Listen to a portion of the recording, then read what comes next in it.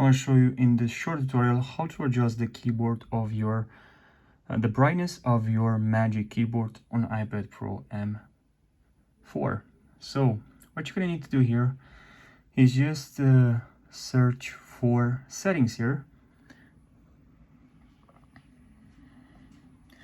Click on settings, and then here you're gonna have to go to general here.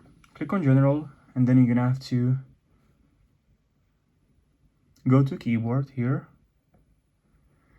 And in here we have hardware keyboard. Click on hardware keyboard, and now here we have keyboard brightness. So now here how the keyboard, the brightness of the keyboard is changing.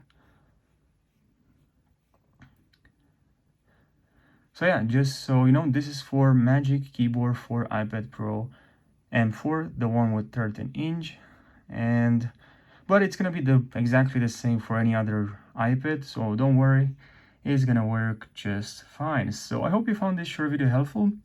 Thanks for watching, and subscribe for more tutorials.